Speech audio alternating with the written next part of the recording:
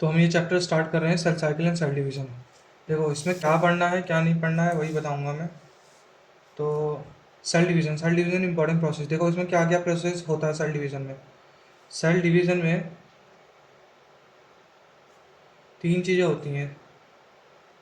Cell cycle में तीन चीज़ें होती हैं: सेल डिवीज़न, डीएनए रेप्लिकेशन और सेल ग्रोथ। ठीक है, इसमें ये पता होना जरूरी है बस।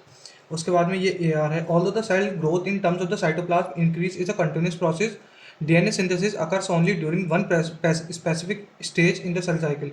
तो जो सेल ग्रोथ है वो लगातार होने वाला प्रोसेस होता है, ठीक है। लेकिन जो डीएनए सिंथेसिस होता है वो साइकिल में बस एक बार होता है, ठीक है। सेल साइकिल की स्टेज में बस एक बार होता है। तो ये बहुत इंपॉर्टेंट यार है। और ये जो इवेंट्स होते हैं this are under the genetic control. तो ये इवेंट्स जो होते हैं अंडर द जेनेटिक कंट्रोल, भले से ये इसमें ये डीएनए वगैरह जो है डिवाइड हो रहा है, लेकिन ये प्रोसेस जो होते हैं ये भी जेनेटिकली कंट्रोल होते हैं। अब उसके बाद में चलते हैं फेज पर की साइड पर आना है। फेज, तो फेजेज ऑफ साइकिल। देखो फेज ऑफ साइकिल, इसमें क्या फेज होते हैं? एक होता है इंटरफेज और एक होता है माइटोसिस। इंटरफेस में 95% जो टाइम लगता है सेल को वो तैयारी करने में लगता है डिवीज़न की, तो वो इंटरफेस होता है। और इंटरफेस 95% टाइम लगा लेता है। और जो एम फेस होता है वो सिर्फ 5% टाइम होता है। जैसे कि ह्यूमंस में जो है 24 घंटे की जो होती है हमारी जो सेल डिवीज़न की साइकिल होती है वो 24 घंटे की होती है और यीस्ट में 90 घंटे की होती है। तो ह्यूमंस में जो 23 घंटे होते हैं वो इंटरफेस में लगते हैं और माइटोसिस सिर्फ 1 घंटे का होता है, ठीक है। माइटोसिस को एक्चुअल सेल डिवीज़न मतलब इसमें एक्चुअल में सेल डिवीज़न जो अगर होती है वो माइटोसिस में होती है। उसके बाद में चलते हैं हम आगे थोड़ा सा। इसमें क्या है? तो देखो ये हो गया। तो एम फेज के बाद क्या होता है? कैरियोकाइनेसिस। कैरियोकाइनेसिस के बाद तो क्या होता है? साइटोकाइनेसिस। मतलब कि पहले न्यूक्लियस डिवाइड होते हैं, फिर जो है साइटोप्लाज्म डिवाइड होता है। अब बात करते हैं एम फेज की। एम फेज क्या होता है? M phase start with nuclear division. ये न्यूक्लियर डिवीजन के साथ में स्टार्ट होता है। तो इंटरफेस की कुछ इन्फॉर्मेशन मैंने लिख रखी है। इंटरफेस जो होता है 23 घंटे का होता है 95% इन ह्यूमंस के अंदर 23 घंटे का होता है और इसको रेस्टिंग स्टेज भी बोलते हैं। But preparation of the division by the cell division, DNA replication in orderly manner. तो यहाँ पे जो होता है क्या क्या हो रहा होता है यहाँ पे? प्रिपरेशन हो रही होती है सेल डिवीजन की बाय द सेल ग्रोथ हो रही होती है और DNA replication in orderly manner के लिए ये सब जो होती है तैयारी हो रही होती है। तो जीवन फेज इंटरफेज में तीन फेज होती हैं: जीवन, एस फेज और जी टू फेज। तो मेटाबॉलिकली जीवन फेज क्या होता है? मेटाबॉलिकली एक्टिव फेज होता है, कंटिन्यूसली ग्रोथ हो रही होती है। और ये कब होता है? बिटवीन द माइटोसिस और initiation of the DNA replication. मतलब कि एस फेज और माइटोसिस के बीच में होता है ये एस जीवन फेज। और इसमें जो होता है ऑर्गेनल्स का डुप्लीकेशन होता है। ये बहुत इंपॉर्टेंट पॉइंट्स है तीन। क्या होता है कि कहाँ पे होता है ये? माइटोसिस और initiation of the DNA replication के बीच में होता है। और मेटाबॉलिकली एक्टिव है, कंटिन्यूसली ग्रोथ हो रही है, ऑर्गेनल जो है डुप्लीकेशन इसमें हो रहा होता है, ठीक है। अब चलते हैं एस फेज में। तो एस फेज में क्या होता है? एस फेज में जो होता है डीएनए सिंथेसिस हो रहा होता है या फिर रेप्लिकेशन बोल दीजिए इसको।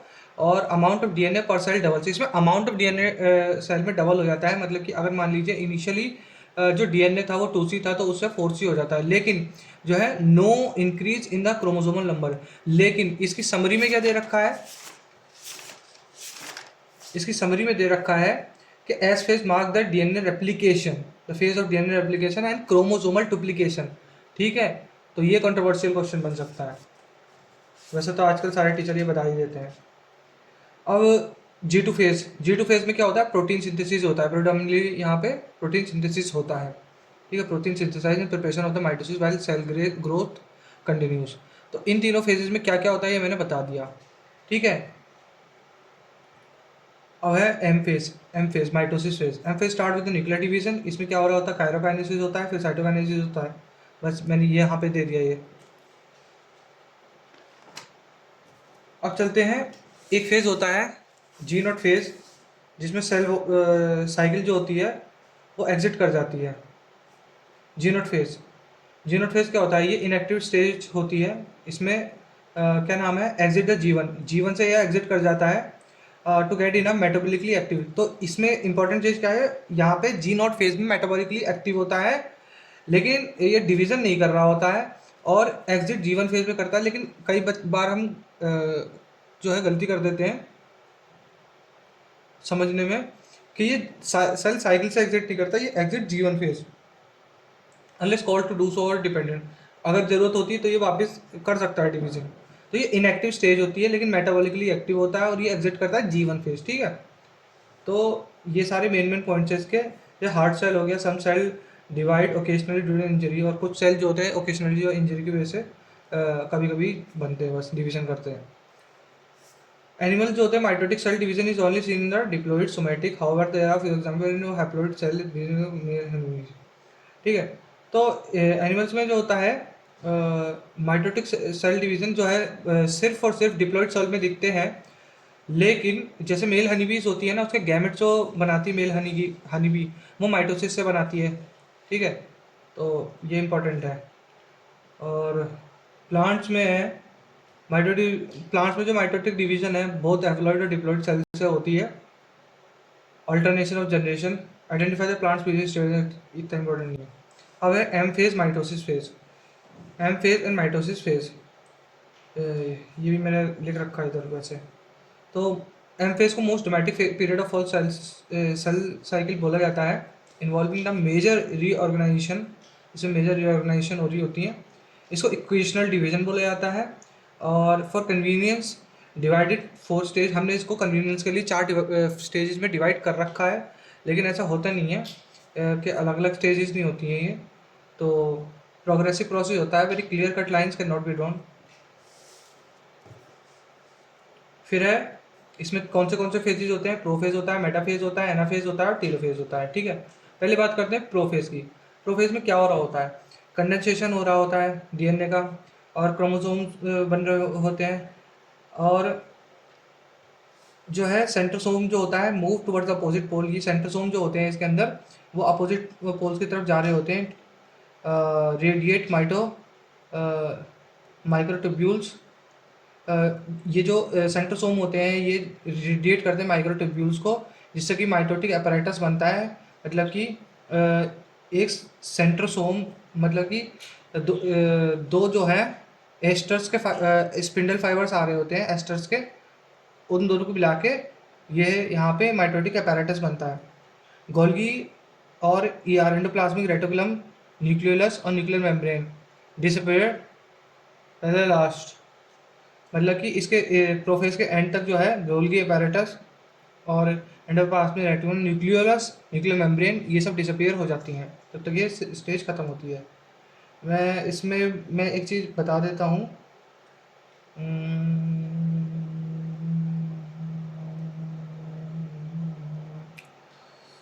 तो इसमें क्या क्या था, पहले होता है कंडेंसेशन, दूसरा होता है chromosomal material becomes entangle, entangle बनता है, ये इंपॉर्टेंट है। और सेंट्रोसोम जो है अपोजिट साइड मूव करते हैं, और सेंट्रोसोम जो है रेडिएट करते हैं माइक्रोट्यूब्यूल्स को। ठीक है, जिसको एस्टर बोलते हैं। 2 एस्टर जो है मिलके स्पिंडल फाइबर बनाते हैं, और ये सब स्पिंडल फाइबर से क्या बनता है, माइटोटिक apparatus बनता है। गोल्गी apparatus, ये ER, न्यूक्लियोलस, न्यूक्लियर मेम्ब्रेन जो है डिसअपीयर होती हैं। ठीक है, तो ये है इसमें। अब है अब अगला cells at the end of the prophase. तो पहली बात तो ये देखो, best phase to study morphology of the chromosome. अगर क्रोमोसोम की आप मॉर्फोलॉजी पढ़ना चाहते हैं तो इसकी बेस्ट स्टेज क्या होती है। अगर मॉर्फोलॉजी ऑफ क्रोमोसोम पढ़ना चाहते हैं तो बेस्ट स्टेज होती है मेटाफेज। लेकिन अगर एनाटॉमी पढ़ना चाहते हैं तो एनाफेज होती है, शेप्स पढ़ के। तो इस तरीके से याद रख सकते हो, अगर एनाटॉमी या शेप देखने हैं क्रोमोसोम्स की तो एनाफेज बेस्ट होता है, लेकिन अगर मॉर्फोलॉजी ऑफ क्रोमोसोम देखनी है तो मेटाफेज होता है। ठीक है, असर्शन रीजन इसमें बहुत प्यारे बनते हैं। Eight the end of the road do not show ये कंप्लीट है, कर लिया हमने ये। Metaphase, complete disintegration of the nuclear envelope mark the start of the second phase of the mitosis. एक बार जब कंप्लीट डिसइंटीग्रेशन हो जाता है न्यूक्लियर एनवेलप का, तो it mark the second stage of the mitosis. Mitosis की अगली स्टेज को ये मार्क करता है। ये आ रही है complete disintegration nuclear envelope mark the start of the second phase of the. ठीक है। देखो स्टेटमेंट अब इसमें बहुत बन सकते हैं। कंडेंसेशन तो क्रोमोसोम इज कंप्लीटेड, यहाँ पे कंडेंसेशन कंप्लीट हो चुका होता है। एंड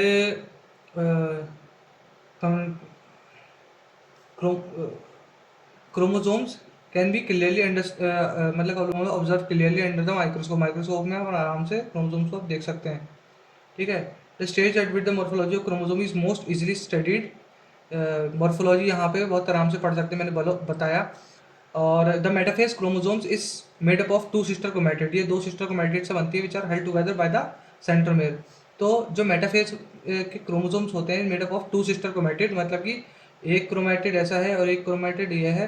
ठीक है। और दोनों से मिलके यहाँ पे जो होता है सेंट्रोमेयर होता है इनके बीच में, जो इन्हें जोड़ कर रखता है।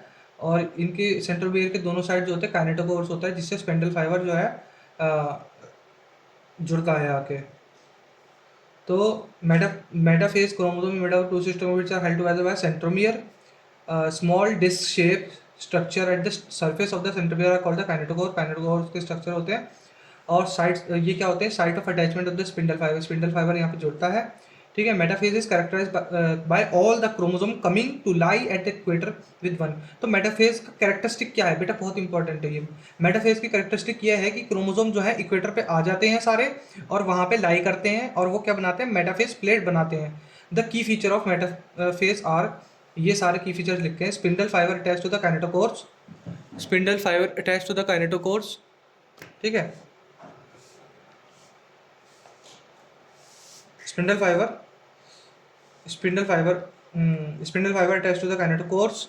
और क्या होता है, काइनेटोकोर्स ऑफ द क्रोमोसोम्स, मतलब कि काइनेटोकोर्स जो है पे जाके चिपकते हैं ये स्पिंडल फाइबर। और chromosomes are move to the spindle equator, equator पे आके ये अलाइन कर देते हैं यहाँ पे देखो। और through the spindle fibre of the both pole metaphase plate बन जाती है ये, इसको मेटाफेज प्लेट बोलते हैं, इक्वेटर पे आगे ना सारे। अब है anaphase. At the onset of the anaphase the metaphase plate split simultaneously two daughter chromatids, now refers to as daughter chromosomes। तो क्या होता है कि मेटाफेज प्लेट जो है स्प्लिट साइमल्टेनियसली एंड टू। अब ये जो क्रोमोसोम्स है ये दो सिस्टर क्रोमैटिड से बने हुए थे ना, तो सिस्टर क्रोमैटिड्स को ये जो है स्पिंडल फाइबर जब खींचते हैं दोनों साइड्स के सेंट्रोसोम्स जो हैं, ये सेंट्रोसोम्स स्पिंडल फाइबर से अपनी तरफ को खींचते हैं, तो ये दोनों स्प्लिट हो जाते हैं, और स्प्लिट होकर ये दो डॉटर क्रोमैटिड्स बन जाते हैं। ठीक है। तो इनको क्या बोलते हैं, डॉटर क्रोमोसोम बोलते हैं अब।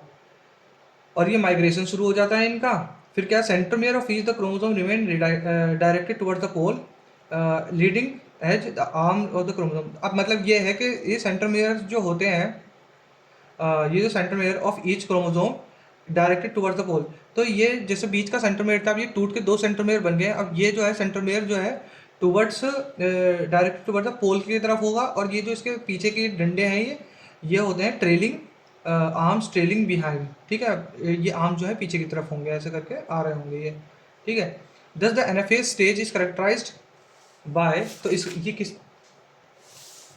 एनाफेज स्टेज जो है कैसे कैरेक्टराइज होती है, इसे की इवेंट्स क्या है। तो इसमें सेंट्रोमेयर स्प्लिट हो जाता है, क्रोमेटाइड्स जो है सेपरेट हो जाते हैं, chromatid moves to the opposite pole, तो क्रोमेटिड्स जो है अपोजिट पोल की तरफ मूव करने लगते हैं, माइग्रेशन जिसको कहते हैं। ठीक है। इजी है। अब है लास्ट स्टेज इसकी, टीलोफेज। टीलोफेज स्टेज में क्या होता है, टीलोफेज स्टेज में क्या होता है कि chromosomes reach the respective poles. अब यहाँ पे क्रोमोसोम जो है अपने अपनी पोल्स पे पहुँच चुके हैं। ठीक है। ये तो एनाफेज स्टेज थी, या ये है टीलोफेज स्टेज। तो यहाँ पे जो है क्रोमोसोम्स अपनी अपनी स्टेज पे पहुँच चुके हैं, अपने अपने पोजीशन पे पहुँच चुके हैं अपोजिट पोल्स पे। और उसके बाद में क्या होता है, ये इनका डिकंडेंसेशन स्टार्ट हो जाता है, लूज देयर इंडिविजुअलिटी। मतलब कि ये जैसे पहले इंडिविजुअल क्रोमोसोम्स थे, अब ये डिकंडेंस हो जाते हैं वापस से, और वही क्रोमैटिन बन जाते हैं, और इसकी इंडिविजुअलिटी जो थी खत्म हो जाती है। Individual chromosome can no longer be seen, अब हम क्रोमोसोम नहीं देख सकते। Chromatin material tend to collect at each of the two poles, तो क्रोमैटिन मटेरियल जो है कलेक्ट हो जाता है अपोजिट पोल्स में। और इसके की इवेंट्स है, ये chromosome cluster at opposite spindle poles and identity lost at discrete elements, और nuclear envelope develops forming two daughter nuclei. तो यहाँ पे दो डॉटर न्यूक्लियाई बन जाता है, और जो न्यूक्लियोलस और गोल्गी कॉम्प्लेक्स ER रिफॉर्म हो जाता है, फिर से मतलब कि रिफॉर्म वापस बन जाते हैं ये। वापस दिखने लगते हैं गोल्गी कॉम्प्लेक्स या रिफॉर्म्स। और बस यही है इसका, दो डॉटर न्यूक्लियर बन जाते हैं, न्यूक्लियस ग्लूकोज। तो ये तुम्हारा माइटोसिस कंप्लीट हो गया। अब चलते हैं साइटोकाइनेसिस में। इन द एनिमल्स, देखो एनिमल्स में जो तरीका होता है साइटोकाइनेसिस का, वो होता है सेल फरो मेथड, और जो प्लांट्स में होता है वो होता है सेल प्लेट मेथड। पहले तो ये ध्यान में रखना। अब सेल फरो मेथड में क्या होता है, furrow in the plasma membrane gradually deepens and dividing the cytoplasm in the two. बीच में से जो होता है, ये बीच में से जो है ऐसा करके ये बनने लगता है, और लास्ट में जो होता है ये इतना पास आ जाता है फरो कि ये फिर दो में डिवाइड हो जाता है। ठीक है। However the enclose relatively, plants में क्या होता है, प्लांट जो होते हैं सेल वॉल से बने हुए होते हैं, तो थोड़े से वो इतने ज़्यादा वो नहीं होते हैं कि इतने फ्लेक्सिबल नहीं होते हैं। ठीक है। तो क्या होता है, उनमें दूसरा मेथड होता है, उसमें वॉल फॉर्मेशन का मेथड होता है। Wall formation start in the centre of the cell and grows outward to meet the existing lateral walls. तो ये जो होता है, इसमें बीच में से सेल वॉल बनती है। ठीक है ना, पहले बीच में सेल वॉल बनती है, फिर अपोजिट साइड में जाती है सेल वॉल। ठीक है। Growth outward to meet the existing lateral walls. The formation of the new cells began with the formation of the simple precursor. ठीक है। तो ये नई जो वॉल बनती है, जिसको मिडल लैमेला बोलते हैं, तो सिंपल प्रिकर्सर से स्टार्ट होती है, जिसको सेल प्लेट बोलते हैं, that represent the middle lamella. ठीक है। Between the walls of the to at the time cytoplasm division organelle mitochondria plastid distribute in the. तो इस टाइम तक क्या होता है कि साइटोप्लाज्मिक डिवीजन हो चुकी होती है, साइटोप्लाज्म जो है आधा आधा डिवाइड हो चुका होता है, और माइटोकॉन्ड्रिया प्लास्टिड डिस्ट्रीब्यूट हो चुके होते हैं अलग दोनों डॉटर सेल्स के बीच में। ठीक है। तो ये है सेल प्लेट मेथड, और ये वो है फरो मेथड जो था एनिमल में आता है। तो ये हो गया कंप्लीट अपना माइटोसिस का साइटोकाइनेसिस। अब है आगे चलिए, अब है significance of the mitosis. Mitosis का क्या सिग्निफिकेंस है, माइटोसिस को इक्वेशनल डिवीजन बोलते हैं। यूजुअली जो होता है डिप्लॉइड और मतलब डिप्लॉइड सेल्स में देखा जाता है, लेकिन सम लोअर प्लांट्स और सोशल इंसेक्ट्स में भी जो है हाइप्लॉइड्स में भी माइटोसिस होता है। ठीक है। जैसे कि तुम्हारा वही मैंने अभी एग्जांपल बताया था हनीबी। हनीबी के जो मेल वर्कर बीज होते हैं, उनमें गैमेट्स कैसे बनता है, माइटोसिस से गैमेट्स बनते हैं। अब है ग्रोथ। ग्रोथ की बात करें तो ये मतलब किस किस चीज़ में काम आते हैं, तो पहले है ग्रोथ में काम आते हैं, सेल रिपेयर में काम आते हैं। अपर लेयर जो एपिडर्मिस की होती है उसकी रिपेयरिंग करते हैं ये। सेल लाइनिंग, गट की जो लाइनिंग होती है उसमें, ब्लड सेल्स, ये सब में तुम्हारे माइटोसिस के थ्रू होता है ये फंक्शन। इसका माइटोसिस का फंक्शन ये होता है। एपिकल में एपिकल जो एपिकल और लेटरल कैम्बियम होते हैं ना, ये कंटिन्यूसली ग्रो हो सकते हैं प्लांट में।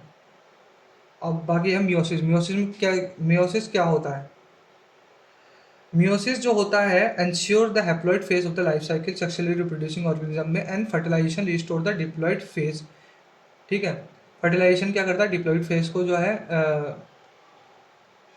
रिस्टोर करता है, और मियोसिस क्या करता है, हैप्लॉइड फेज को रिस्टोर करता है। ठीक है। एंश्योर करता है सेक्सुअली रिप्रोड्यूसिंग ऑर्गेनिजम्स में। और इसको रिडक्शन डिवीजन भी बोला जाता है। इसके पॉइंट्स देखते हैं इसमें क्या क्या होता है। इसमें होता है,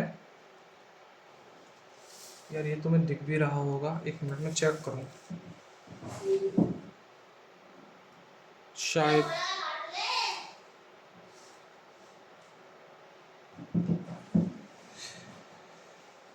देखो मियोसिस, मियोसिस जो होती है इसमें दो साइकिल्स होती हैं, two sequential cycles of the nuclear and the cell division called the meiosis 1 and meiosis 2, but only single cycle of the DNA replication. तो इसमें डीएनए रेप्लिकेशन की सिर्फ एक साइकिल होती है, लेकिन जो वो होती है the sequential cycle of nuclear and cell division called the meiosis 1, but only single cell division of cycle. इसमें दो पार्ट्स में होता है डिवाइडेड मियोसिस। मियोसिस 1 होता है, मियोसिस 2 होता है, लेकिन single cycle of cell replication, replicate से जो डीएनए जो है एक ही बार डबल होता है, लेकिन डिवाइड जो होता है दो बार होता है। ठीक है। म्यूसिस 1 जो है initiate after the parental chromosome have replicated to produce a identical sister chromatid as a space. तो म्यूसिस 1 कभी इनिशिएट होता है after the parental chromosome have replicated to produce a identical sister chromatid. तो मतलब कि जब पेरेंटल क्रोमोसोम जो है रेप्लिकेट होकर आइडेंटिकल सिस्टर क्रोमैटिड, मतलब कि जो एस फेज है जिसमें डीएनए डुप्लीकेट हो जाता है, उस फेज के बाद में म्यूसिस वन इनिशिएट होता है। Meiosis involve the pairing of homologous chromosome. इसमें क्या होती है, होमोलोगस क्रोमोसोम की पेयरिंग होती है, जो एक जैसे क्रोमोसोम्स होते हैं उनकी पेयरिंग होती है। Recombination between the non sister chromatids of the homologous chromosome. इसमें जो होता है, मतलब कि पहले अगर हमारे अंदर क्या होता है, हमारे अंदर इनिशियल स्टेट पे ये डिप्लॉयड होते हैं, ठीक है, डिप्लॉयड ऑर्गेनिज्म होते हैं, डिप्लॉयड सेल होते हैं। डिप्लॉयड सेल में जैसे हम अपना एग्जांपल लें तो 46 क्रोमोसोम्स है। 46 क्रोमोसोम्स में जो 23 क्रोमोसोम है, जो 22 क्रोमोसोम्स होते हैं वो होमोलोगस होते हैं, ठीक है। 22 क्या, तो वो जो क्रोमोसोम्स होते हैं होमोलोगस क्रोमोसोम एक दूसरे के सामने आते हैं। यहाँ पे जो होते हैं ये एंटेंगल होते हैं, एक दूसरे के साथ में मिलते हैं, और उसके बाद में जो भी रिकॉम्बिनेशन होता है इनके बीच में, वो होने के बाद में फिर वो अलग अलग हो जाते हैं, ठीक है। तो यहाँ पे जब डिवीज़न होता है सबसे पहला, तो उसमें होते हैं 23 23 क्रोमोसोम्स हो जाते हैं, ठीक है। लेकिन अब उन 23 क्रोमोसोम्स में अभी भी जो है डबल डबल क्रोमैटिड्स हैं, क्रोमैटिड्स अभी भी उतने ही है, डबल डबल। तो फिर अगले उसके बाद में क्या होता है, जैसे ये थे, ये और ये, ठीक है। तो ये अभी इनके बीच में रिकॉम्बिनेशन हुआ, रिकॉम्बिनेशन होने के बाद में जो भी ये डीएनए में बदलाव हुए उसके बाद में जो है अलग अलग हो गए, और नए वेरिएशंस बने, और बनने के बाद में ये अलग हुए। अब ये अगले उसमें क्या होगा कि यहाँ पे और यहाँ पे स्पिंडल फाइबर जुड़कर इनको अलग अलग कर देगा क्रोमैटिड्स को। तो अगला फेज ये होता है। तो meiosis involve the pairing of the homologous chromosome. Homologous chromosomes जो होते हैं वो एक जैसे वाले क्रोमोसोम्स होते हैं, और recombination between non sister chromatids. यहाँ पे जो होता है, जैसे कि एक ये क्रोमोसोम है, एक ये क्रोमोसोम है, ये सिस्टर क्रोमैटिड नहीं है। सिस्टर क्रोमैटिड वो होती हैं, जैसे कि जब डीएनए डबल हुआ था ना, जब ऐसे से ऐसे हुआ है डीएनए, तो ये दोनों सिस्टर क्रोमैटिड हुई। लेकिन ये 46 क्रोमोसोम्स के अंदर ऐसा हुआ है, तो इसको अगर इसके साथ में हम देखेंगे तो ये नॉन सिस्टर क्रोमैटिड हो गई। भले से ये होमोलोगस क्रोमोसोम्स हैं, एक जैसे क्रोमोसोम्स हैं, लेकिन ये नॉन सिस्टर क्रोमैटिड हो गई इसके लिए। और ये दो बीच में जो ये डिवाइड होकर आई हैं एस फेज में, ये सिस्टर क्रोमैटिड होती हैं। तो नॉन सिस्टर क्रोमैटिड के बीच में जो होता है रिकॉम्बिनेशन होता है। तो पहली चीज़ क्या ध्यान रखना है, रिकॉम्बिनेशन पेयरिंग किस में होती है म्यूसिस वन में, होमोलोगस क्रोमोसोम में, और रिकॉम्बिनेशन किस में होता है, नॉन सिस्टर क्रोमैटिड्स में ऑफ द होमोलोगस क्रोमोसोम, ठीक है। लेकिन जो म्यूसिस टू होता है उसमें स्प्लिटिंग होती है सिस्टर क्रोमैटिड्स की, ठीक है। तो ये इंपॉर्टेंट है। 4 haploid cells are formed the end. तो लास्ट में जो है होते हैं 4 हैप्लॉइड सेल्स बनते हैं। अब इंपॉर्टेंट वाला पार्ट,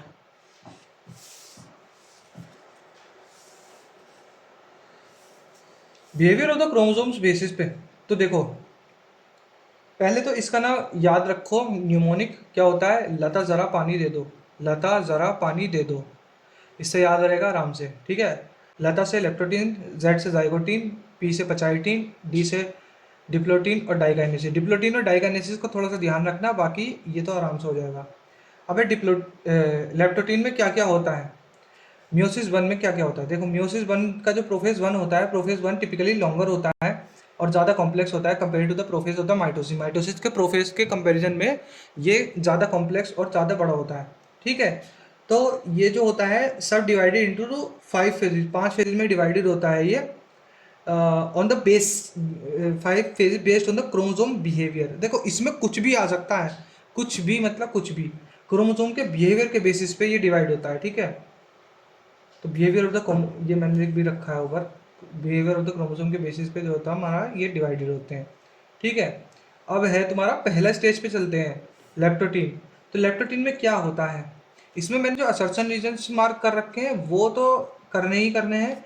ये जो है तुम्हारे मैंने अलग से पॉइंट्स लिख रखे हैं। लेप्टोटीन में होता है क्रोमोसोमल, जो क्रोमोसोम्स होते हैं, chromosomes radially visible, gradually, sorry थोड़ी गंदी राइटिंग में, क्रोमोसोम जो है ग्रेजुअली विजिबल होने लगते हैं और कंपैक्शन ऑफ द क्रोमोसोम शुरू हो जाता है, ठीक है। क्रोमोसोम ग्रेजुअली विजिबल होने लगते हैं, कंपैक्शन ऑफ द क्रोमोसोम शुरू होता है। तो इसमें लेप्टोटीन में कुछ नहीं है, बस यही है। फिर है जाइगोटीन। जाइगोटीन में क्या होता है, साइनेप्सिस होता है। होमोलोगस क्रोमोसोम्स के बीच में जो है, क्रोमोसोम्स के बीच में पेयरिंग शुरू हो जाती है, होमोलोगस क्रोमोसोम के बीच में पेयरिंग शुरू हो जाती है, ठीक है। और इसको साइनेप्सिस कहते हैं। तो ऐसा वाला कुछ सिस्टम चल रहा होता है इसमें। और इसमें सेनेप्टिबल कॉम्प्लेक्स बनाते हैं बाइवेलेंट और टेट्राड, बाइवेलेंट या फिर टेट्राड मतलब दो क्रोमोसोम्स आते हैं ऐसा ऐसा करके, एक क्रोमोसोम ये है और एक ये है, तो ये दोनों एक दूसरे के होमोलोगस क्रोमोसोम है, ये दोनों एक दूसरे के सिस्टर क्रोमैटिड है और ये दोनों एक दूसरे के नॉन सिस्टर क्रोमैटिड है। ठीक है, तो ये दोनों जो है मिलके एक सिनेप्टिमल कॉम्प्लेक्स बनाते हैं जो कि बाइवेलेंट होता है, टेट्राइड होता है। टेट्राइड मतलब इसमें 4 क्रोमैटिड्स होते हैं। ठीक है, फिर सिनेप्टिमल कॉम्प्लेक्स, ये ए आर है, बहुत इंपॉर्टेंट है।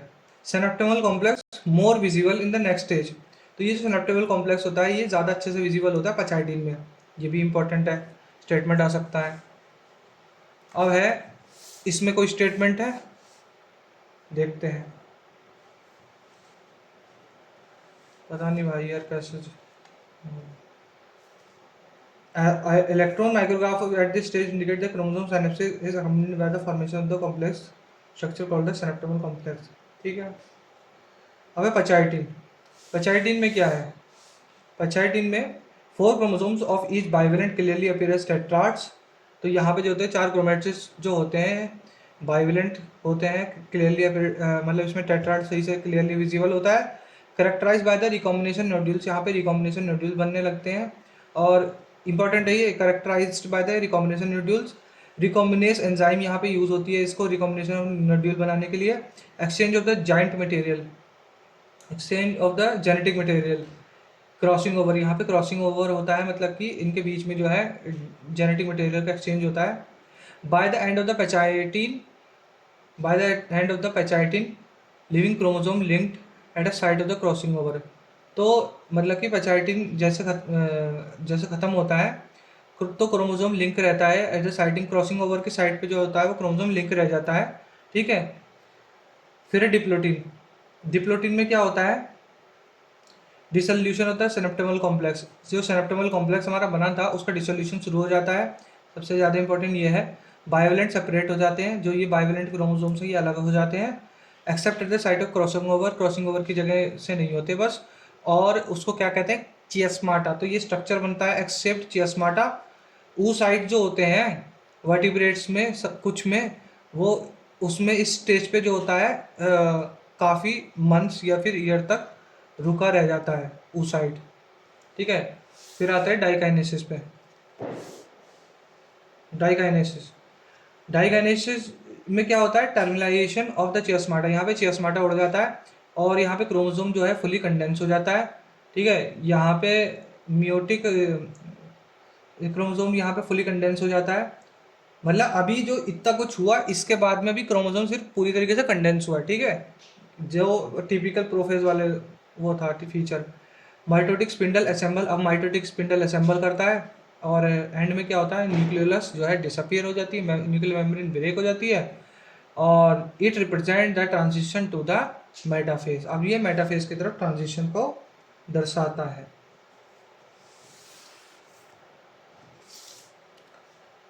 अब है इसमें क्या होता है, तो मेटाफेज में क्या होता है? ये बाइवेलेंट क्रोमोसोम्स है अलाइंग ऑन द इक्वेटर प्लेट, जो चीज़ें होती थी वही होगी। अब बाइवेलेंट क्रोमोसोम जो है ये इक्वेटर प्लेट पे अलाइन करेंगे। The microtubules from the opposite poles of the spindle attach to the kinetochore, kinetochore पे अटैच होंगे और क्या होगा जो है, बस ये मेन जो मेटाफेज प्लेट बनती थी वो यहाँ पे बनती है, इक्वेटोरियल प्लेट बोला है। उसके बाद में क्या होगा? एनाफेज 1 आता है। एनाफेज 1, इसमें क्या है? होमोलोगस क्रोमोसोम जो है सेपरेट होते हैं, होमोलोगस क्रोमोसोम सेपरेट हो जाते हैं लेकिन सिस्टर क्रोमैटिड एक साथ रह जाती हैं। ठीक है, यहाँ पे क्या हुआ था? यहाँ पे प्रोफेज में मतलब कि ये मिक्स मुक्स करके, यहाँ पे भी मिक्स मुक्स करके ये मेटाफेज प्लेट पे यहाँ पे खड़े हुए और उसके बाद में जो है वापस खींच लिया इन्हें। तो यहाँ पे जो है सिस्टर क्रोमैटिड अभी अलग अलग नहीं हुई, जबकि माइटोसिस में जो थी सिस्टर क्रोमैटिड्स अलग हो गई थी। ठीक है, तो ये है। अब है एनाफेज में क्या हुआ? तो एसोसिएटेड रह जाती है और ये सिस्टर क्रोमैटिड जो है रिमेन एसोसिएटेड, होमोलोगस सेपरेट हो जाते हैं। टीलोफेज में क्या होती है? न्यूक्लियर मेम्ब्रेन और न्यूक्लियोलस रीअपियर होता है, साइटोकाइनेसिस होता है इसके बाद में, और इसको डायड ऑफ सेल बोलते हैं क्योंकि 2 सेल बनते हैं।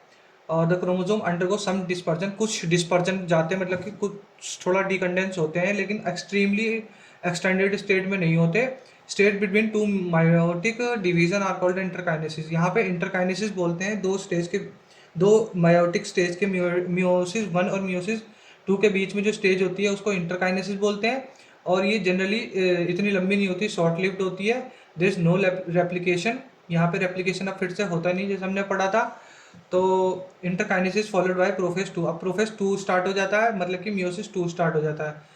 म्यूसिस 2 स्टेज जो होते हैं, देखो अब जो म्यूसिस 2 होता है ना वो टिपिकली वैसे ही होता है जिस तरीके से माइटोसिस होता था, ठीक है। तो ये आराम से अपना पढ़ लेना, mitosis 2, meiosis 2 is initiated by immediately after the cytokinesis, ठीक है। साइटोकाइनेसिस के जस्ट बाद में ये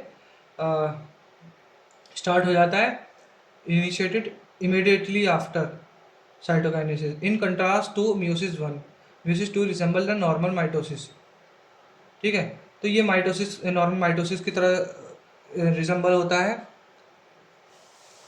ऊपर करना पड़ेगा। तो म्यूसिस 2 जो होता है ये तुम्हारा नॉर्मल माइटोसिस की तरह रिसेंबल करता है, और न्यूक्लियर मेम्ब्रेन डिसअपियर कर जाती है इसमें एंड ऑफ द प्रोफेज 2 तक।